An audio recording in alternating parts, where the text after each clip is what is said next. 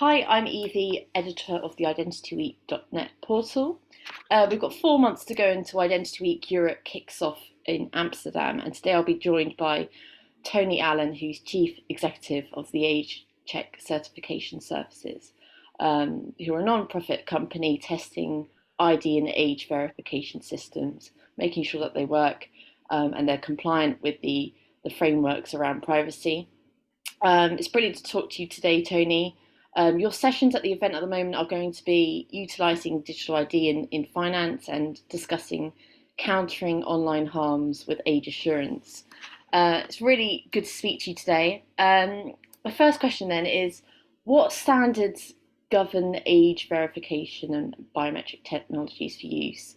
And what improvements need to be made to the certification processes around that? So thank you for inviting me along, Evie. It's great to speak to you on this event.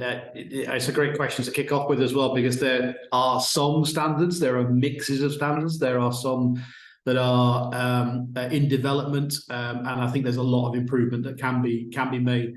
As things stand at the moment, the age assurance industry tends to use something called PAS 1296, which is a standard that was developed by the British Standards Institution, but is recognised around the world, and it looks at how you do online age checking systems.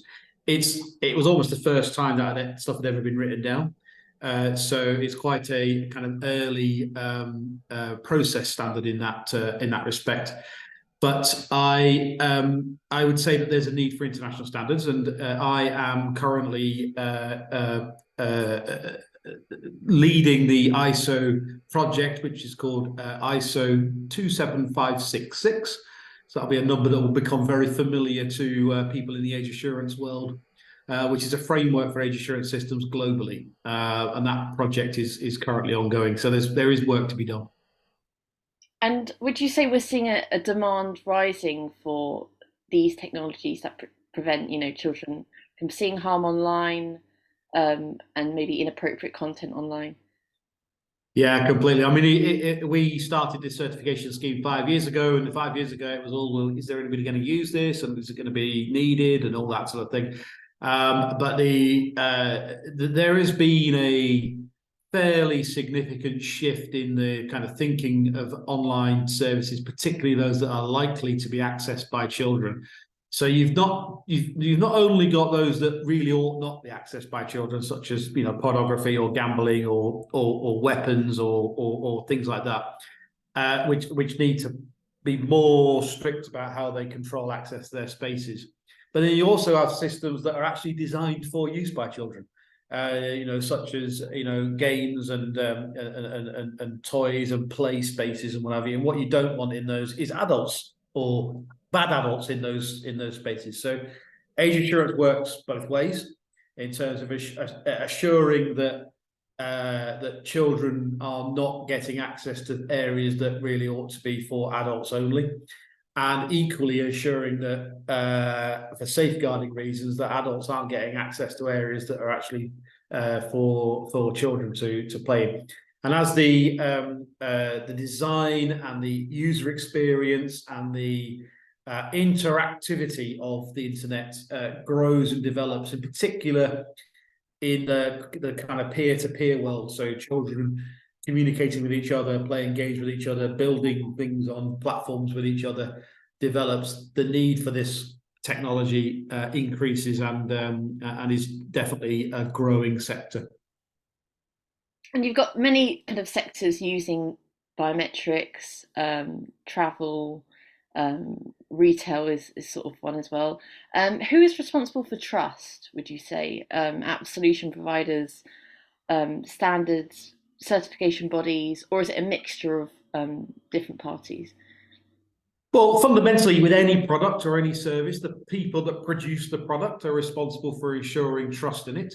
They are responsible for the behaviors that they create. They're responsible for the policies that sit around that. It's their responsibility.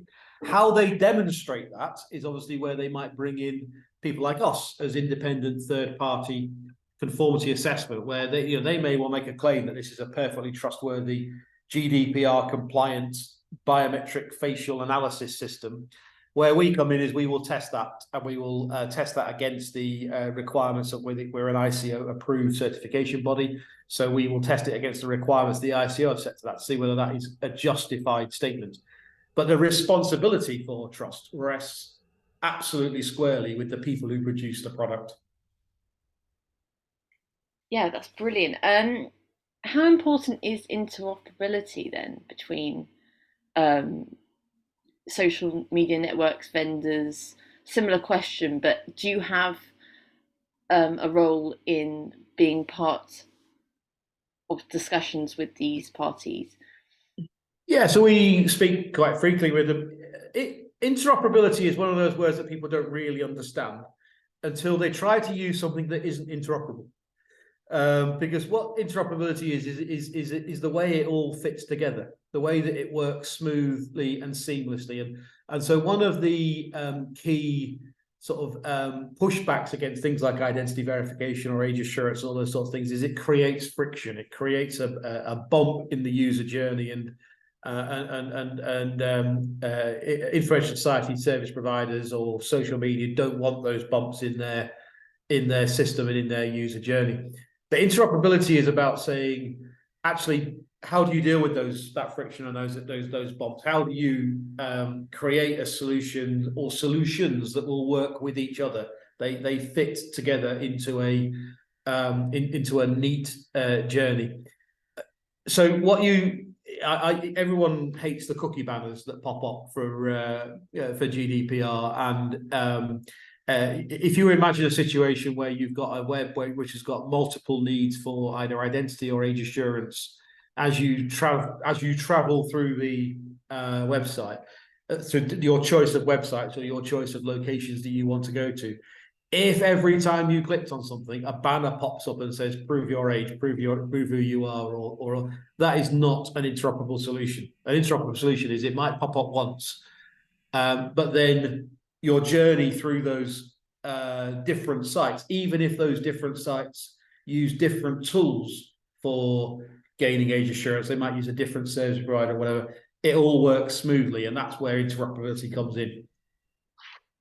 Fascinating stuff. So how excited are you to be part of the event this year? And what do you think will be on the agenda in the sessions that you're being part of? What will you discuss? Well, I think this year is brilliant because there's been a lot of talk about identity. There's been a lot of talk about trust frameworks. There's been in the UK, it's been talking about it. It seems for years. It's now here. This is the first year at Identity Week where there is a trust framework in place that we have certified around about 20 odd IDSPs through that trust framework. We've actually done certifications for age assurance providers. So whereas all the previously we were in Identity Week, we were perhaps talking about what we'd like to be able to do, what the theory would be, what how the trust framework should play out. This year, we've actually got it there. In reality, there are companies out there that are certified, that have been through that journey, have been through that audit and assessment, and so I think it's reality now rather than that theory that might have been there in the past. That sounds like there's been lots of movement and progress with sort of the frameworks and bringing them actually into applications and testing solutions. That's really good. Brilliant. Thank you for talking to me today. And we really look forward to seeing you at the event and listening to these sessions. Thank you. Really looking forward to it.